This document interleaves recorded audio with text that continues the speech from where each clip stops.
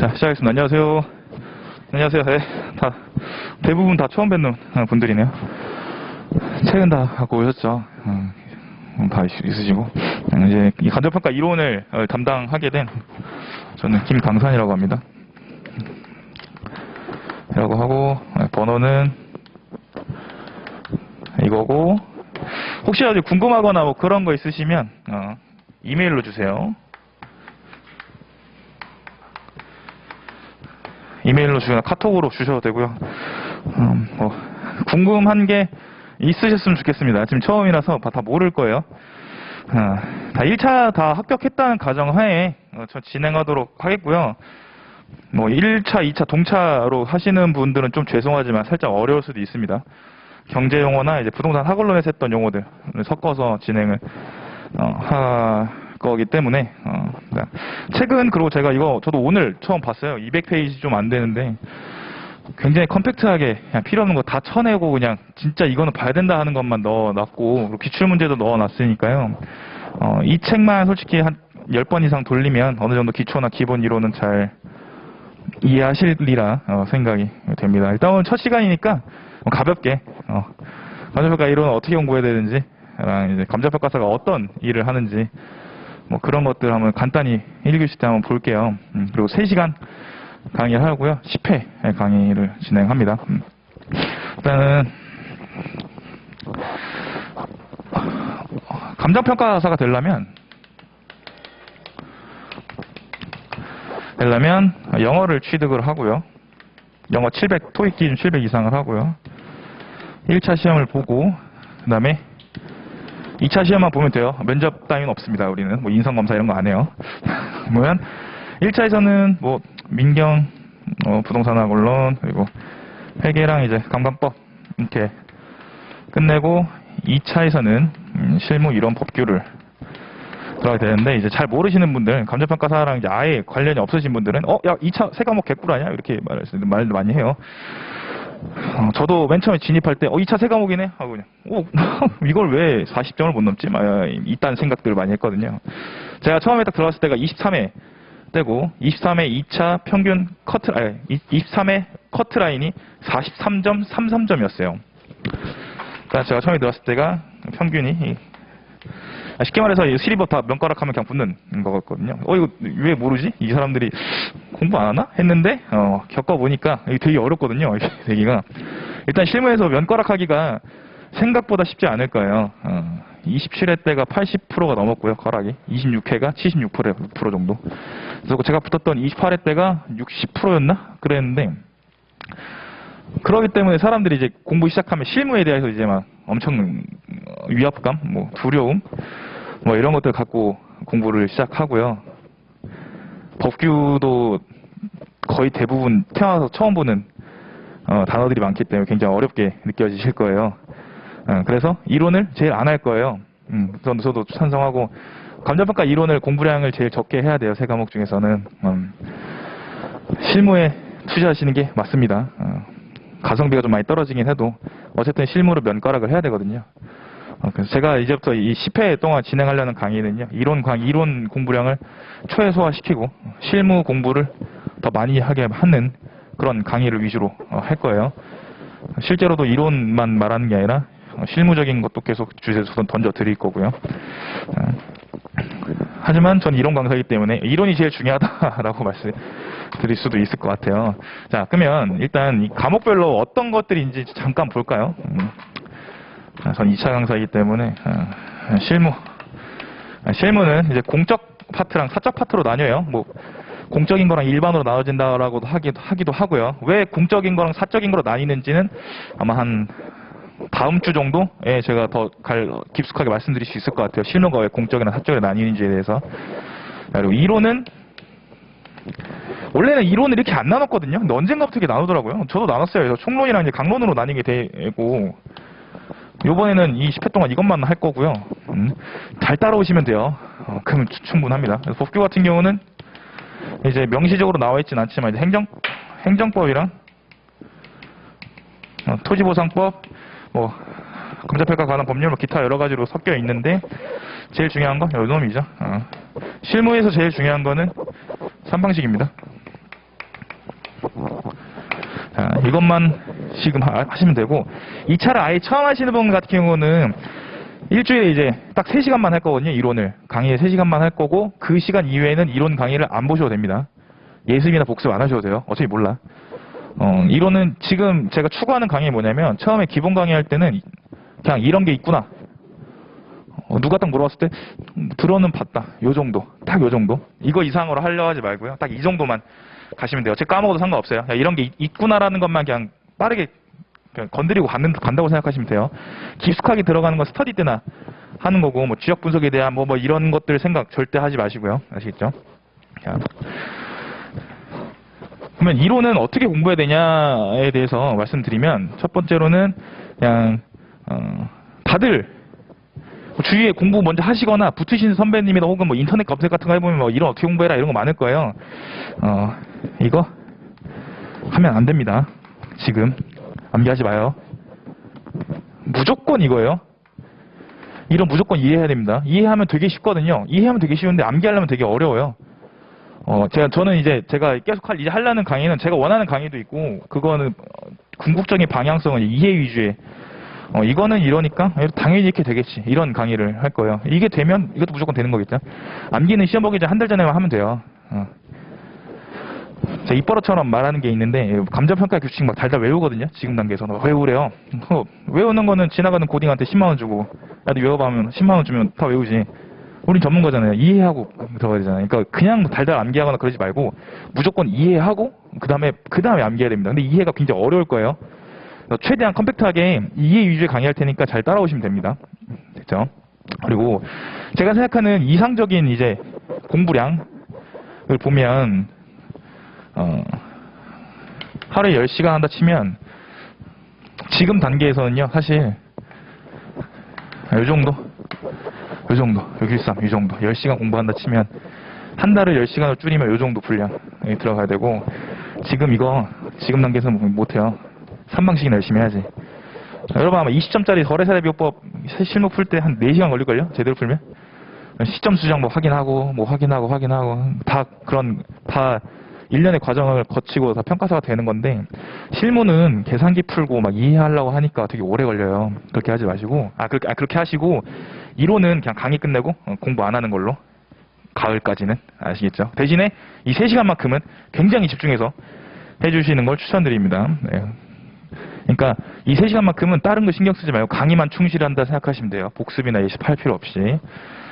됐죠? 자, 그러면 1교시에는 이론이 어떻게 구성되어 있는지부터 볼게요. 자, 1차 학원론에서부터 시작해 볼게요. 여러분 학원론 다 배우셨죠? 자, 학원론은 제가 그때 특강에서도 말씀드렸다시피 학원론의 처음부터 끝은 다 뭐다? 부동산의 역사다 말씀드렸어요. 자, 학원론에서부터 시작을 해야 되는데, 일단 뭐 아는 것부터 시작하면 되니까요. 요즘에 학원론을 다 하고 와가지고 강의할 때 되게 편해요. 학원론 안 하던 시절에는 막 되게 처음부터 알려줬어야 되는데, 일단 기본적인 지식은 다 알고 있다는 가정하에 들어가 볼게요. 부동산이라는 거는 결국에 사람이 쓰는 물건인데, 부동산이라는 이제 객체가 소유권의 일부로 된 지가 얼마 안 됐어요. 그래서 예전에는 뭐 부동산 땅 가격 이런 거 그냥 뭐 별로 신경 안 썼죠. 그냥 저작거리 가가지고 뭐 얼마나 될 거나 이런 것만 보다가 산업혁명 이후에 부동산이 소유권의 객체가 되기 시작하면서 부동산도 경제적으로 한번 풀어볼 수 있지 않을까라는 여러 가지 시도가 있었어요. 그래서 경제학에서 가장 완벽한 모델로서 취급받는 여기에다가 한번 넣어보려고 시도를 한 거예요. 근데 결국에는 안 됐다. 되지 않았다. 이따가 할 내용이지만, 이 시장, 부동산도 이 경제 재화로서 이제 시장에다가 넣어서 가격이란 걸 한번 가늠을 해보려고 했는데, 그 당시 경제학파들, 고전학파가 주류였죠. 그 당시 경제학자들의 입장에서 봤을 때 시장에 필요한 조건은 크게 3가지였습니다. 첫 번째가 바로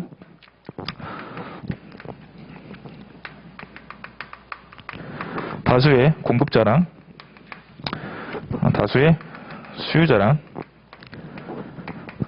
동질적인 재화를 갖고 어떠한 공간에 이 재화를 똥 던지면 보이지 않는 손에 따라서 수요자랑 공급자들이 서로 호가랑 쇼부를 봐가지고 무언가가 가격과 수량이라는 게 결정이 되는데, 문제는 부동산만큼은 굉장히 소수의 공급자랑 유효 수요를 갖춘 수요자가 굉장히 이질적인 제어를 갖고 이 시장에 참여하기 때문에 핏방추 이 모형은 성립할 수가 없다. 자, 그러면 부동산 가격은 어떻게 정해지는가? 이게 바로 부동산학의 출발점입니다. 감정평가의 출발점이기도 하고요. 부동산의 출발점이기도 해요. 그러면 얘네들이 사회과학이잖아요. 사회과학. 가장 큰 질문이 있는 거죠. 그럼 뭐냐? 부동산이 뭐냐? 부동산이 뭐냐?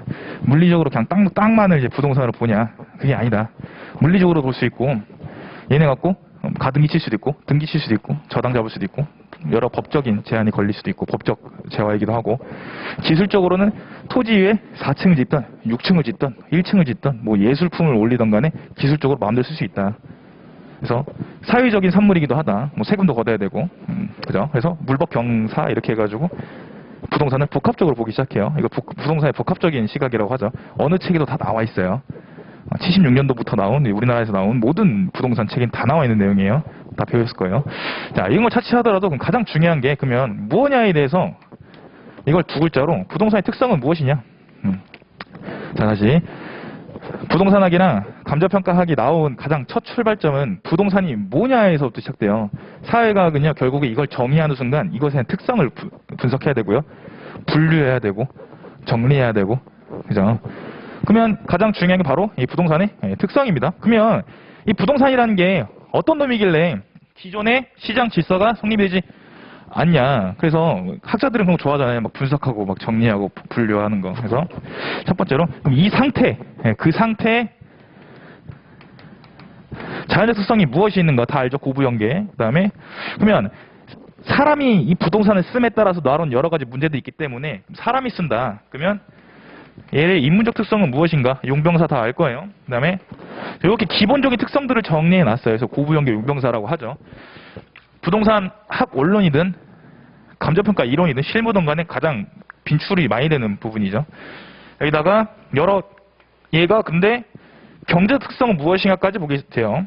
얘는 돈으로 봤을 때 어떤 특성을 갖고 있는가 해서 경제 특성을 보게 되고, 마지막으로 얘가 그럼에도 불구하고 가격이 있는데 일반 경제적 시장으로서 성립이 안 되는 이유가 무엇인가 했을 때 바로 얘는 지역성이라는 게 있다더라 해서 이렇게 부동산 특성들을 정리해놔요. 굉장히 옛날부터. 그죠? 자, 그러면 부동산에 대한 일반의 특성이랑 뭐 여러 가지들을 정리를 했어요. 그러면 부동산은 오케이, 알겠어. 그럼 부동산은 어떻게 시장에서 가격이 생겨서 거래가 되는가? 라고 해서 부동산학원론, 학원론, 학계론, 어느 부동산학과를 가도 부동산학 원론 배웠는데 바로 그 다음에 배우는 게 바로 부동산 경제론입니다. 아직까지 부동산학이라는 게 없어요. 그래서 그렇죠? 부동산 경제론을 통해서 얘는 일반 경제랑 어떤 게 같고 어떤 게 다른지를 탐구하기 시작해요. 그래서 여러분 학원론 보면 막 탄력성이니 뭐 수요공급이니 배우는 게 그거예요. 경제학 원론이 따로 있음에도 불구하고 미시경제, 거시경제를 배우는데 불구하고 부동산 학원에서 또 배우는 이유가 일반 경제 재화랑 부동산이랑 뭐가 같고 뭐가 같고 뭐가 다른지를 분석하기 위해서 이제 경제론이라는 걸 만들게 돼요. 그 다음에 오케이, 경제적으로 뭐 이상한 놈이지만 거시적으로 뭔가 비슷하다, 비슷한 놈이 있다라고 해서 보는 그 다음에 부동산이 일반 소유권에서부터 시작돼서 1차 세계대전 지나고 나서 투자재의 역할도 하게 됐어요. 49년도에 마코비치라는 되게 천재적인 사람이 포트폴리오 이론이라는 걸 만들게 되면서 무위험 자산에 가까운 부동산을 섞으니까 2차 함수가 1차 함수가 되면서 기울기가 가장 높은 지점에 알죠? 있어요. 그래서 포트폴리오 이론을 만들게 돼서 부동산도 야, 그러면 투자할 수 있는 거 아니야? 그래서 그 다음에 나오는 게 대부분 측에서 나오는 게 경제론 다음에 무조건 투자론이 나오게 돼 있어요. 다 역사거든요. 그래서 70년대 넘으면서 이제 MBS나 ABS라는 기가 막힌 놈들이 나오기 시작해요. 이제 컴퓨터를 활용해가지고 한 번에 그냥 이자를 다 때릴 수 있는 거야. 그래서 남의 돈을 갖고 오기 시작을 하게 되면서 레버리지 효과라는 게 나오면서 바로 부동산의 돈을 융통시키는 방법을 연구하기 시작해요. 이게 부동산 금융론이라고요. 근데 하도 이게 부동산에 돈이 들어가다 보니까 이게 부동산은 사회적 산물이라고도 하잖아요. 너만 쓰는 게 아니라 부동산은 외부 효과가 있다. 그래서 이거를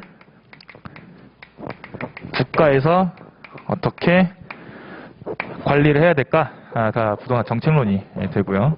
그 다음에 관리해야 되죠. 팔아야 되고요. 중개도 해야 되죠.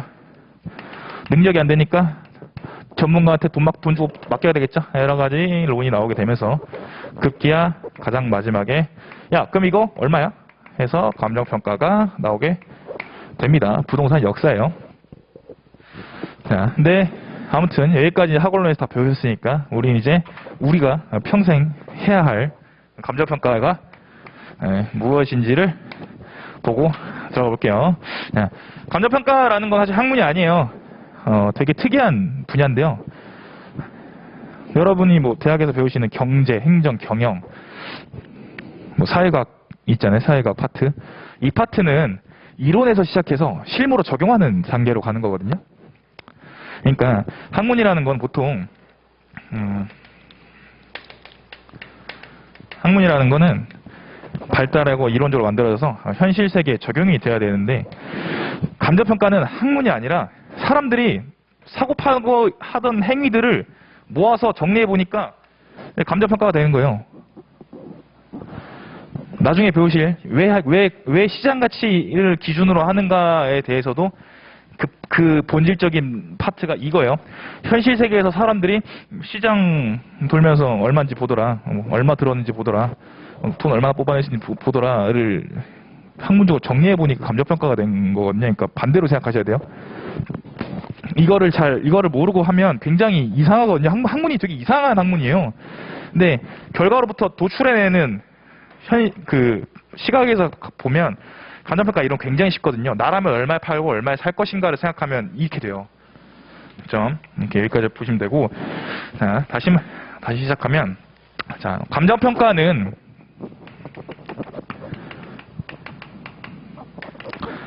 보통 부동산학에서 나왔다고 봐요. 우리가 하는 것도 사실 부동산이기도 하고, 부동산학은 사회과학이거든요. 그래서 이 시간, 일주일에 3시간만큼은 우리 사회과학자의 마인드에서 접근을 해야 돼요. 아시겠죠? 자, 사회과학자의 마인드. 자, 일단 사회과학이 뭔지를 봐야 돼요. 사회과학 할 때는 단어 하나하나가 다 의미를 부여해서 분석을 해야 되거든요. 사회라는 거는 사람이 모인 집단을 의미를 하죠. 그러면 되게 중요해요. 이론을 어떻게 접근해야 되는지 지금 말씀드릴 거예요. 어떻게 접근해야 돼요? 어떻게 효율적으로 잘 접근할 수 있는지 말씀드리는 거예요. 이 시간으로 모든 이론서를 볼 때는 이 시각으로 보셔야 돼요. 아시겠죠, 여러분? 자, 사회라는 거는 사람들이 모인 집단을 의미를 하고, 과학적 접근 방법은 뭐냐면 되게 여러 가지가 있겠죠. 뭐 계산을 한다던가, 뭐 현미경으로 본다던가, 뭐 여러 가지 있겠지만, 과학적인 접근 방법은 뭐냐면 현상을 분석 혹은 실험을 해가지고 결과치를 뽑아내는 일련의 과정을 말하는 거거든요. 조금 이제 포멀하게 하면. 자, 그러면 사회과학은 뭐냐면 사회에서 일어나는 현상을 분석해서 결과치를 뽑아내는 작업을 의미해요. 됐죠? 여기까지 됐죠? 그러니까 부동산학 원론 뭐 책 펴면 맨 앞장에 맨날 그 종합 응용 사회과학 학문이라 해가지고 부동산과 인간과의 관계를 뭐 이해하고 막 이렇게 나오는 게 그거예요. 사람이 부동산 쓸 때 어떻게 쓰는지를 분석해서 결과치를 뽑아내는 작업이거든요. 자, 그럼 감정평가를 볼까요? 감정평가는 어떻게 접근해야 되냐 하면, 사람이 부동산 가치랑 관련해서 어떤 현상이 일어났을 때 분석해서 돈으로 뽑아내는 거예요. 그러니까 경제적 가치를 재화로 표시한다, 화폐액으로 표시한다라고도 하고요. 그죠? 자, 이거를 조금 변형시키면요. 어떻게 되냐면,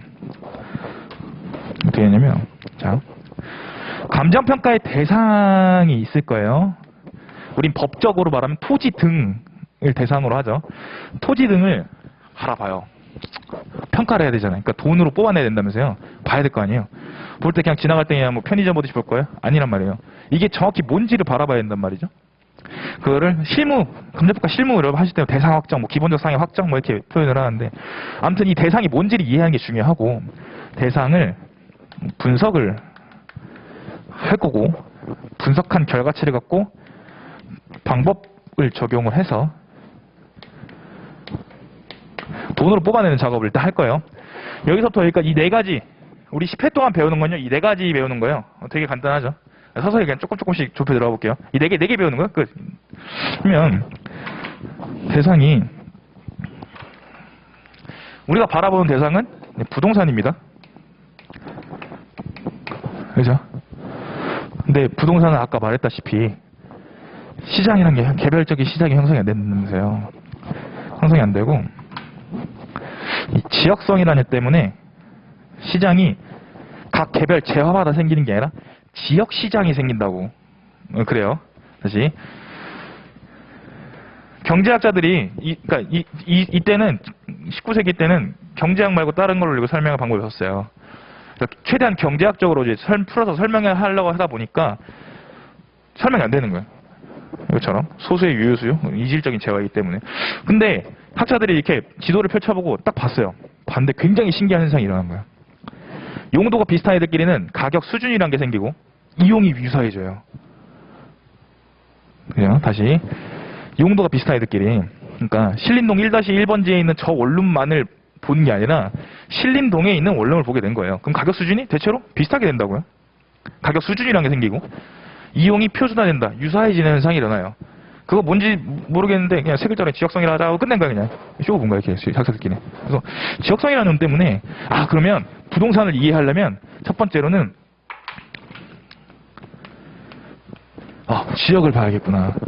가 된 거예요, 다시. 일반 재화와 가장 큰 특징이 뭐냐면, 일반 재화는, 이 분필은 그냥 분필만 보면 돼요. 공장이 어디지? 이렇게 보면 되는데, 부동산만큼은 그 지역, 어디 지역에 위치해 있고, 그 지역은 어떤 특성을 갖고 있는지를 밝혀야 된다고요. 그게 제일 다른 점이에요. 지역성이라는 놈이. 그래서 그냥 들어가는 게 아니라 지역적으로 보고, 그 다음에 개별 부동산의 특성 같은 걸 파악하게 된다고요, 다시. 우리가 바라봐야 될 대상은 단순히 부동산만 보는 게 아니라 부동산 지역시장까지 봐야 된다고요. 이게 가장 다른 점이에요. 빈출 영역이기도 하고요. 됐죠? 자, 그러면 우리가 뭐 분석해야 돼요? 부동산만 분석하는 게 아니라 부동산이 소재한 지역도 분석을 해야겠네요. 됐죠? 그 다음에 이 개별 부동산은 어떤 놈인지도 분석을 해야겠죠? 됐죠? 됐어요. 그 다음에 사람들이 부동산 사고 팔 때 첫 번째로는 그럼 나랑 비슷한 부동산이 시장에서 얼마나 거래되고 있지? 하는 시장성 사고에 의해서 감정평가도 첫 번째로는 비교 방식을 쓸 수 있고요. 두 번째로는 이거 만드는데 얼마 들었지? 원가적인 방식 있죠? 비용성 사고 다 배웠을 거예요. 내가 이거 만드는데 100원이 들었으면 최소한 100원은 뭐가 되지 않냐? 적정 이윤 합쳐서 110원은 팔아야 되지 않겠냐? 라는 사고가 있어요. 그게 바로 원가 방식이라고 하고요. 그 다음에 내가 여기서 돈을 이 분필로 1년에 10원을 뽑아먹을 수 있어. 그러면 얼마일까? 환원하거나 이 뽑아먹은 이 수입을 가치로 바꿔준다. 환원하거나 미래에 얼마 있을 현금 흐름을 땡겨서 할인하는 방법을 쓸 수 있겠죠. 그걸 바로 우리는 수익 방식이랍니다. 그래서 시상가액 조정이라는 걸 해서 시장 가치를 뽑아내게 되고 총론 파트의 시험에 80%는 여기서 나와요. 그죠? 굉장히 쉽죠? 더 쉽게 해줄게요. 이제부터 계속 쉽게 들어갈 거예요. 여기서 나오게 돼요. 자, 그러면 우리는 가치의 전문가인데 이 가치가 무엇일까도 나오겠죠? 이걸 가치론이라 합니다. 끝이에요. 그래서 우리가 지금 봐야 될 거는 목차 볼까요? 책 한번 펼쳐보실래요? 챕터 1의 부동산학 기초 이론이 바로 이 파트입니다. 이 파트예요. 기초 이론이고요. 두 번째 지대론 도시성장 이론 진짜 내가 끝까지 빼려다가 안 뺐지만 아무튼 이것도 여기 포함된다고 보면 돼요. 부동산 역사를 보니까요. 세 번째 감정평가 기초 이론 이 전체를 총괄하는 것을 바로 감정평가 기초 이론이라 합니다. 됐죠? 네 번째, 부동산 시장론. 지역 시장은 무엇인가를 고민하게 되고요. 그 다음에 시장 분석. 이 분석 전체를 바라보는 걸 시장 분석론이라 하게 되고요. 넘겨볼게요. 그 다음에 6번째로 부동산 가치론. 시장 가치는 무엇인가 하고 7번째로 감정평가 3방식 하고 플러스 알파로 여긴 들어가지 않는 조그만 소논점들을 보게 되면 감정평가 이론이 총론 부분이 끝이에요. 쉽죠? 쉬울 거예요. 따라오시면 굉장히 쉽게 알려드릴게요. 그래서 이거를 정리해서 법적으로 만들잖아요. 그럼 감정평가에 관한 규칙이 나와요. 그건 마지막 시간에 싹 정리할 때 감정평가에 관한 규칙이 이거구나를 말씀드릴 수 있을 것 같아요. 됐죠? 자, 그러면 조금 더 들어가 볼까요? 자, 1이랑 2 볼까요? 기초이론이랑 도시성장. 목차만 볼게요, 목차만. 자, 목차만. 자, 어느 책을 봐도 맨 처음에는 부동산학의 의의가 들어가 있습니다. 왜? 사회과학은 사회 현상을 계속 증명해 나가고 이게 뭔지 밝히는 과정이라 했어요. 그러면 가장 처음에는 의의가 당연히 들어가게 되고요. 그리고 여러분 답안지 기술하실 때도 처음에는 웬만하면 특이하지 않는 이상 무조건 의의가 나와야 돼요. 아시겠죠? 여러분이 시리법 할 때 가장 어려워하는 게 뭐냐면 특히 이론이랑 법규 할 때 굉장히 헷갈려 하시는 게 뭐냐면 사람 성향이기도 하고 법규는 답이 있어요. 그죠? A가 한 행위는 뭔데? 네가 한 행위는 법에 따르면 어떻게 될 거고 판례는 뭐라고 했는데 이런 거 봤을 때 이 근거로 봤을 때 너는 돈을 더 줘야 된다. 이게 법규잖아요. 근데 이론은 이거 아닐까요? 이런 느낌이어가지고 완전 달라요. 그죠? 대신에 형식이랑 그 내용은 다 맞아야 되거든요. 자, 기출문제 보겠지만 기출문제 이론이 어렵다 느끼는 것 중에 하나가 답이 없는 것처럼 느껴져서 그래요. 한번 물어볼까요? 되게 그냥 부동산에 관심 있으신 분들이니까 요즘에 제일 핫한 거 보유세율 인상이 부동산 시장에 미칠 영향. 머릿속에 답이 다 다를 거예요. 다 달라요. 부동산을 갖고 있는 것 자체로 세금을 내는 이 보유세라는 게 인상이 되면 부동산 시장에 어떤 영향을 미칠까? 사람마다 답이 다를 수 있거든요. 좀 표현이 좀 거칠지만 수험생한테 왜 물어볼까요 이걸? 정부에 제 나이만큼 공부하신 분들도 모르는 맨날 이렇게 실제 상황이랑 엇나가는 정책들이 나오는데도 왜 하필 수험생한테 물어봐요? 수험생한테 답을 묻는 거예요? 아니에요. 네가 어떻게 생각하는지 알고리즘이 궁금한 것 뿐이에요. 이런 거 파악을 하셔야 돼요. 법규랑 좀 다릅니다. 그래서 그죠? 그러면 답이 중요한 게 아니면 가장 중요한 게 뭐냐면 내가 이 현상을 어떻게 이해하고 있는지가 되게 중요한 거예요. 아시겠죠? 이 현상을 어떻게 이해하는지가 중요하고 그거를 딱 한 줄의 문장으로 만들어내면 의의가 됩니다. 그러니까 의의가 중요해요. 출제위원한테 답은 내가 생각하는 건 이건데 아무튼 난 이렇게 이해하고 있어 라고 말해주는 거예요. 의의가. 암기해야 돼요. 이거 암기의 대상이 아니에요. 다시 말씀드리지만 왜 이해를 먼저 해야 되냐면 이렇게 내가 이 현상에 대해서 이해한 거를 한 문장으로 설명을 할 때 암기로 발라내면 무조건 빵꾸나게 돼 있어요. 출제가 원하는 거랑 다른 결과가 나올 수 있다고요. 그죠? 암기는 언제 하냐면 진짜 내가 이해를 완벽하게 해가지고 그 답안지 쓸 건데 생각하면서 쓰니까 너무 느릴 때 그냥 툭 치면 나오고 싶을 정도 할 때 암기하는 거예요. 그냥 내가 이해한다 바로 발랐어야지 이렇게 그때 하는 거예요. 그러니까 시험장 한 달 전 하시는 거고. 아무튼 그 다음에 의의가 나오고요. 그 다음에 부동산학이 복합 개념 나오고 뭐 제일 중요한 건 부동산학의 특성이죠. 종별과 유형이 제일 중요합니다. 지대로는 한번 스킵하면 되고. 그 다음에 챕터 3 보면 감정평가 기초 이론이라 해서 자. 맨 처음에 나오는 게 또 개념이죠. 개념이고 그 다음에 업무 영역. 감정평가는 어디서부터 어디까지를 감정평가를 하는지가 주 논점이고 분류의 목적, 분류 기능, 필요성, 윤리 있는데 다 기출 밭이에요. 작년 문제 중에 한 5할 정도가 여기서 나왔어요. 챕터 3에서 나왔고 분류, 뭐 종별과 유형 이거 굉장히 중요한 이유가 자 부동산학은요.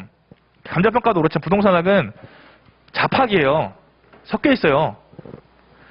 감정평가 실무는 교수님들이 뭐라 그러냐면 재무관리 변형이라 그래요. 생각해봐요. 재무관리 변형이 맞아요. 자산관리하는 거잖아요. 거기서 이제 같이 평가라는 이제 도구가 들어갈 뿐이지. 행정, 뭐 법, 경제, 경영 다 잡학이에요. 그러니까 헷갈리는데 명확하게 알아야 될 게 뭐냐면 부동산학이 나온 지 얼마 안 됐거든요. 200년도 안 됐어요. 그러면 새로운 학문이 나왔을 때 가장 먼저 해야 되는 게 뭐냐면 기존 학문과 뭐가 비슷한지랑 기존 학문과 뭐가 다른지를 계속 증명을 해야 되거든요. 계속 떨어져 나와야 돼요. 그러니까 나도 경제론도 그렇죠. 거시적으로 비슷한데 다른 게 몇 개 있어. 국지적인 시장이 있고 막 여러 가지 다른 게 있어 이렇게 설명하는 거잖아요. 투자론도 일반 투자 포트폴리오랑 비슷한데 부동산은 무위험 자산의 성격이 강해.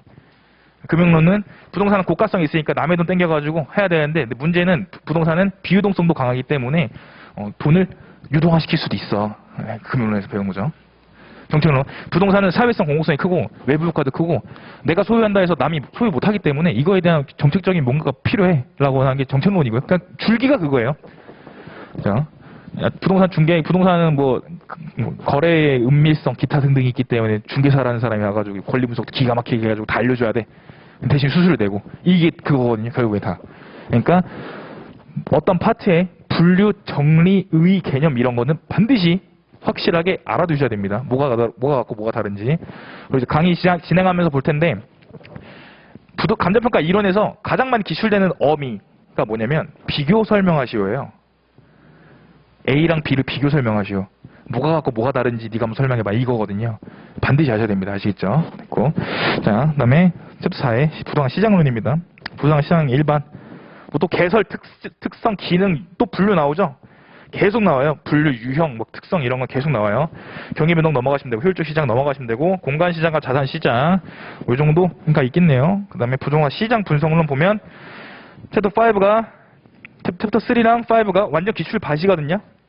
지역 분석 양 되게 많죠. 이 하나 주제 갖고 지역 분석의 의의, 뭔지, 왜 필요한지, 절차, 목적, 지역의 구분, 뭐 감정평가 관계 아무튼 이런 거 배우겠네요. 그래서 넘겨볼게요. 개별 분석 지역 시장을 어떤 형태든 간에 이해를 했으니까 개별 이 부동산은 어떤 놈인지 보자 한 게 개별 분석이거든요. 그 다음에 시장 분석 보시고 가치론, 가치와 가격, 가치 다원론, 가치 형성 과정, 가치 재원치 그 다음에 방법론 들어갔다가 기타, 통계 분석, 투자론, 금융론이 있습니다. 그리고 요번 파트에는 제가 이번에 책 아예 새로 내면서 뭐 했냐면 방법론 다 뺐어요. 그러니까 이건 방식 총론만 들어가 있어요. 챕터 7은. 방법론 이런 거는 강론 때 할 거예요. 이번에 다 못 담아요. 그냥 이런 게 있구나 하고 넘어가시면 됩니다. 자, 그러면 일단은 첫 번째 챕터 1 바로 들어가 볼게요. 2페이지 보시면 되고요.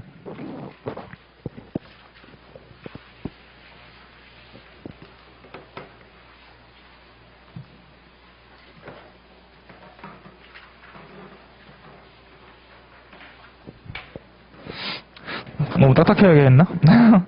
그것도 제가 원하는 강의 뭐냐면 안 졸린 강의거든요. 중간중간 드립도 좀 치고 좀 재밌게 해보겠습니다. 졸리면 안 돼요. 아무리 좋은 강의여도 졸리면 끝이거든요. 예. 되게 심각하게 바라보시네요. 되게 천천히 할게요. 아직 얼마 이제 막 시작하시니까요. 그리고 지금 열공들 하시나요? 열공해요? 열공하죠? 근데 할 게 없죠? 할 게 없지 않아요? 저 맨 처음 2차 시작했을 때 막 다들 엄청 막 열 몇 시간씩 공부해야 된다고 해서 했는데 한 2달인가? 공부할 게 없는 거예요. 같은 문제 한 10번 풀어봤는데도 할 게 없는 거예요. 그죠? 다 공부하시고 계시나요? 안 어려워요? 그죠? 알겠습니다. 겁줄로 하는 건 아니고 저는 처음에 2차 시작했을 때 행정법이 제일 어려웠어요. 행정법. 한국말인가? 막 이러고 무하자 재량해서 정권? 막 이러면서 이게 뭔 소리지? 막 이러고 있었거든요. 막. 저도 머리 좋다고 생각했는데 행정법 딱 시작하고 와 진짜 어렵더라고요. 뭐라 하는지도 모르겠고 아까 사실 제가 뭐 실무 6, 이론 1, 뭐 법규 3 이렇게 했는데 저는 실무 2, 이론 0, 그리고 법규 8 이렇게 했던 것 같아요. 근데 점수가 제일 낮게 나왔어요. 어쨌든 합격할 때도 그렇고 제일 낮게 나왔어요.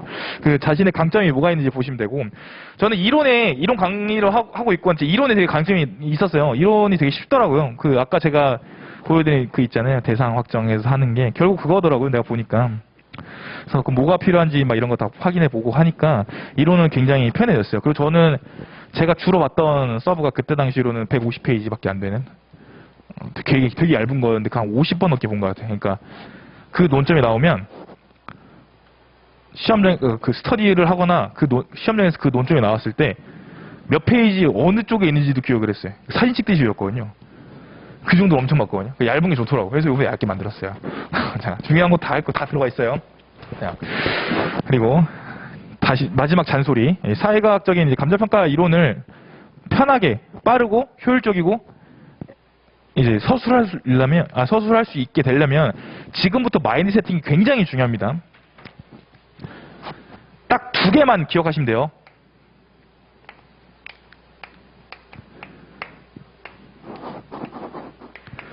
자, 어떤 개념이 나왔을 때 이게 뭐지? 랑 왜 있지?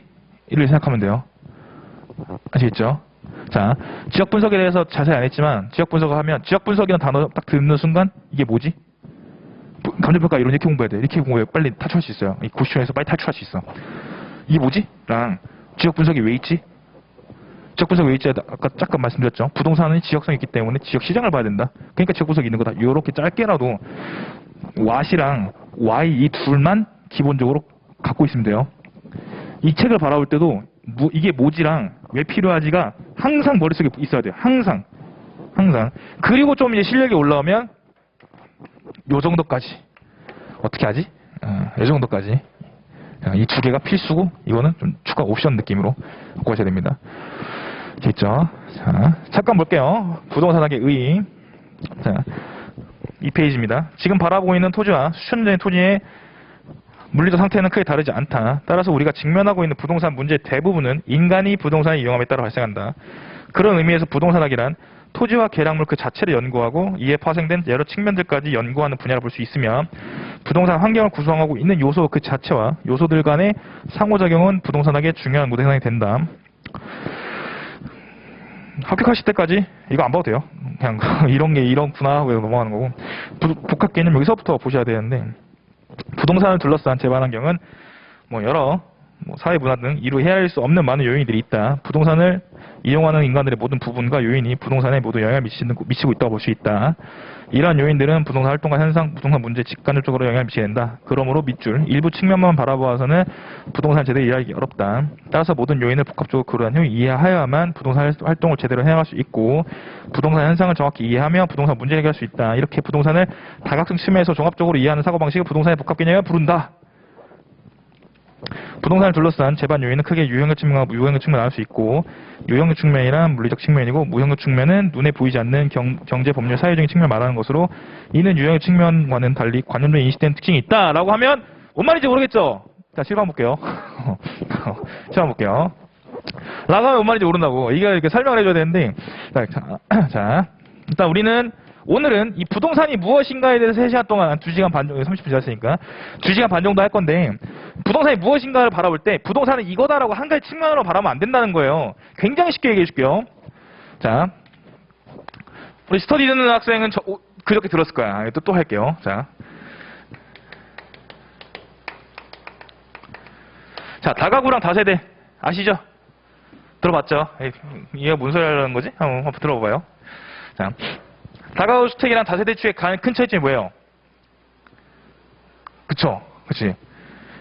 얘는 구분행위랑 해가지고 밑부터 배우잖아요. 구조상, 이용상 독립성이 있는 한 개 호수만을 뽑아낼 수 있잖아요. 그죠? 만약에 부동산을 물리적인 특성으로 보게 된다면 똑같이 이렇게 생겼을 거예요. 똑같이 생겼어요. 다가구나 다세대는 지나가는 필로티 구조 뭔지 모르시죠? 벽돌로 지어진 집들이 있죠. 조그맣게 원룸으로 하는데 거기는 딱 봤을 땐 다가구인지 다세대인지 구분이 안 가요. 물리적으로 똑같아요. 벽돌로 지은 집, 벽돌 쪽 이렇게 말하잖아요. 똑같아요. 근데 법적으로 보게 되면 관념적인 특징이 있다고 하는데 우리 법이 관념적인 거잖아요. 법을 실천시킬 수 없잖아요. 이렇게 그냥 문장으로만 존재하기 때문에. 다가구는 소유권이 한 개예요. 다세대는 소유권이 여러 개예요. 이게 뭔 말인가 하면 만약에 좀 이쁘게 그려볼게요. 예컨대 자, 요런 건물이 있는데 건물이 있고 3층짜리 건물이 있고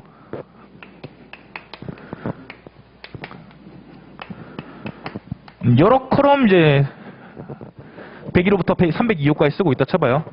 이게 다가구면 소유권이 한 개예요. 다세대면요. 101호 소유자, 102호 소유자, 201호, 202호, 301호, 302호 소유자가 다 달라요. 그래서 사고 팔 때 구분 등기된 다세대의 주택은 101호 따로, 102호 따로 팔 수가 있지만 다가구 주택은 호별로 따로 팔 수가 없어요. 이해되시죠? 여기까지? 다시. 다세대 주택은, 다가구 주택은 뭐냐면 여기 소유자가 한 명이에요. 그래서 101호, 102호, 201호, 202호라고 소유자 맘대로 그냥 문 해가지고 호실 그냥 그 앞에 스티커 붙일 수 있겠지. 해가지고 이렇게 월세 줄 수는 있겠죠. 근데 법적으로는 등기상으로 봤을 때는 이거는 구분 건물이 아니라 토지랑 건물이에요. 학원론 배워서 알겠지만 감칙 7조에 따라서 공시가기준법이랑 원가법으로 평가하게 되고요. 다세대는 물리적으로 똑같이 생겼어도 구분 행위와 등기를 통해서 얘만의 일부분만의 소유권이 인정이 되죠. 독립된 소유권이 인정이 돼요. 그래서 얘는 얘 따로 팔 수가 있어요. 그렇죠? 그러니까 이렇게 말한 것처럼 물리적으로만 볼 게 아니라 관념적으로도 봐야 된다. 법률적으로도 봐야 되고. 그렇죠? 그리고 여기서부터 또 파생되는 게 뭐냐면 최유 유용이라고 있어요. 최유 유용. 자, 진리적으로 볼 거야. 자, 여기 5글자 적어 놓으세요. 여기 부동산 복합개념 옆에 최유 유용이라고 있어요. 적어 놓으세요.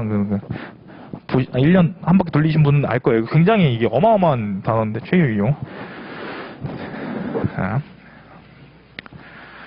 최유 유용은 여기서 어떻게 되냐면, 그냥 듣고 넘어가시면 돼요. 나중에 어차피 할 거예요. 다음 달쯤에. 이게 지금 현재 주택으로 쓰이고 있는데, 그죠? 주택으로 쓰이고 있을 때 효용을 한 100이라고 해볼게요. 근데 이거를 상가로 밀어버리고 바꾸면 효용이 200이 된다 쳐요. 그럼 물리적으로 현재 주택이지만 경제적으로 봤을 때 이것의 가장 제일 좋은 이용은 상가죠. 이거죠. 여기서부터 비롯되는 거예요. 부동산은 물리적인 그 상태를 보는 게 아니라 돈으로도 한번 계산해봐야 된다. 경제적 관념이죠. 이거를 지금 이렇게 말하면 다들 이해하시거든요. 근데 이게 문제로 나오면 굉장히 어려워요. 실무에서 많이 할 거예요. 철거후 신축, 리모델링, 막 현 상태를 유지하는 방안 해가지고 케이스 A, B, C 해가지고 막 비교하는 거 있거든요. 그게 다 이거예요. 근데 만약에 여기서 전환하는 비용이 150원이다. 그러면 전환 안 하는 게 좋다. 이 정도까지 나가는데 이건 다음 달쯤에 최유용 파트에서 할 거예요. 됐어요? 좋습니다. 이 정도 보고, 그리고 옆에다가 감칙 10조 쓰시면 됩니다. 감칙 10조.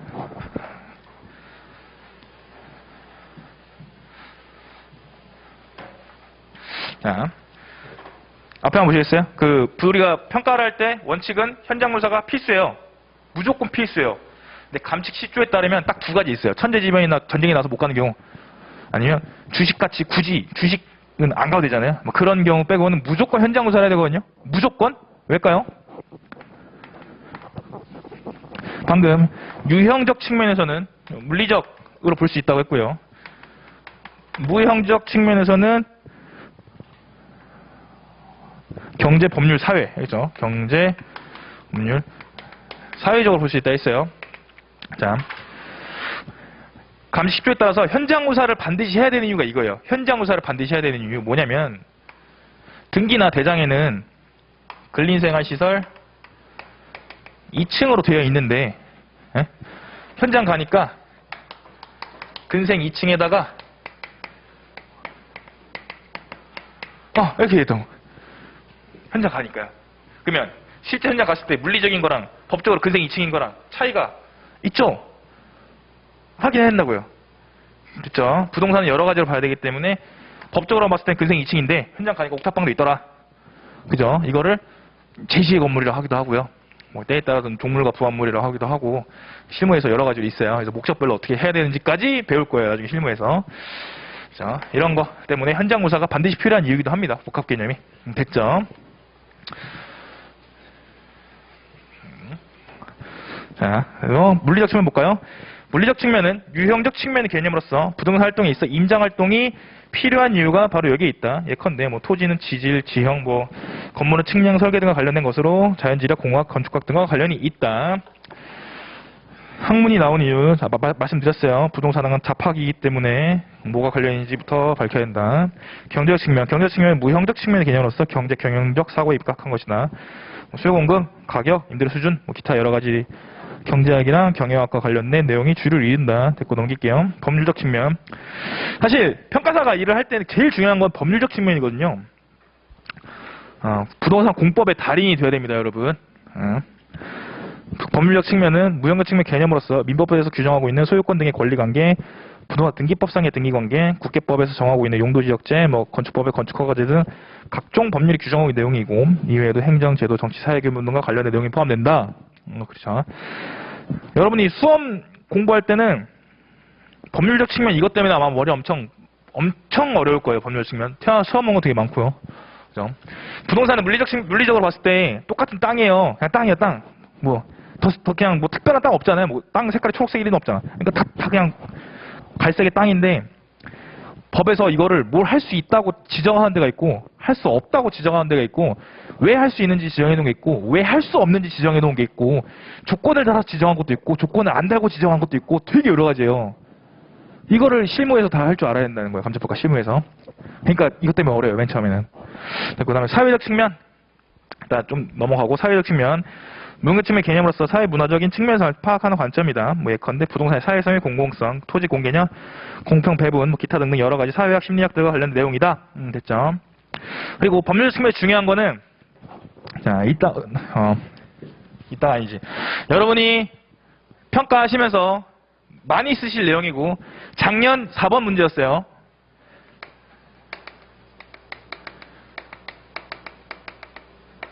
이거 다음 주쯤에 엄청 자세하게 할 건데, 여기 네모칸 쳐진 데 있죠? 국계법이랑 지목 나와 있는 거. 이게 되게 중요합니다. 현황평가는 현재 그냥 그 상태로 평가한다고 그냥 생각하기 쉬운데, 우리는 그렇게 말하면 안 돼요. 현황 최유 이용을 전제로 해서 평가한다는 원칙인데, 현황평가 원칙이.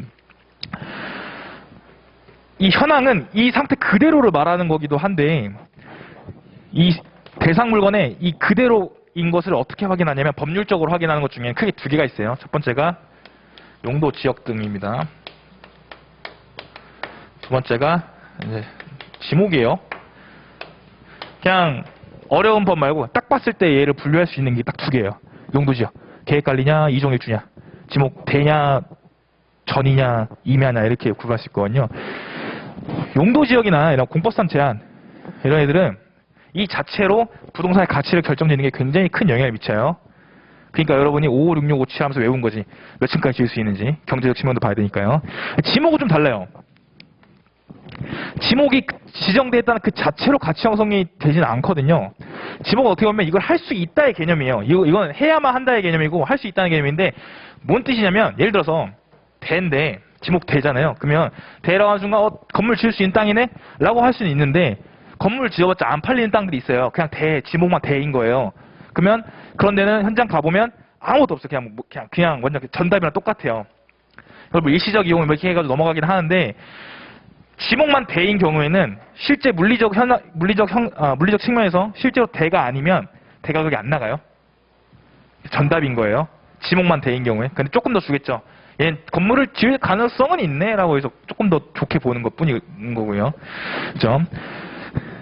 전답, 임야 이렇게 해도 지목 그 자체로 보면 안 되고, 현황 평가에 따라서 일단 현황 어떻게 있는지는 파악을 해야 된다. 그리고 전답 임야라 해서 반드시 전답 임야의 가격이 나가는 것도 아니에요. 법률 측면이잖아요. 지목 임야인데 개발행위 허가까지 다 받았어요. 여러분 개발행위 허가 다 배웠죠? 개발행위 허가해가지고 여기 임야에다가 산 깎아가지고 집을 지을 수 있도록 시군구청장이 허가해줬어요. 그러면 얘는 지목이 임야지만 허가받는 순간은 대준하는 가격이 나가겠죠. 여러분이 땅 한다 생각해봐요. 아니 여러분이 판다고 생각해봐요. 일반 임야를 팔 때랑 개발행위 허가 받고 포크레인까지 다 갖고 온 이 임야랑 가격 차이는 당연히 나겠죠. 이때 지목은 현황평가랑 상관이 없고 실제로 현장 가서 판단을 해봐야겠죠. 그죠? 그래서 이것만으로 판단하면 안 된다. 그런 걸 말하고 싶은 겁니다. 그래서 우리는 나중에 배우겠지만 지역을 묶을 때 용도 지역을 기준으로 묶는 게 아니고 지목을 기준으로 해서 경계를 설정하는 게 아니라 이용상, 용도상 유사한 애들끼리 가는 거예요. 즉 우리는 이때 현황평가는 이게 아니라 바로 이걸 기준해서 현황평가를 한다. 그리고 이 이용의 최정점에 있는 최유 이용이다. 이 정도만 일단 이해하시면 될 것 같아요. 됐죠? 자, 됐습니다. 넘겨볼게요. 자, 부동산의 특성. 이거는 10분 쉬었다가 하도록 할게요.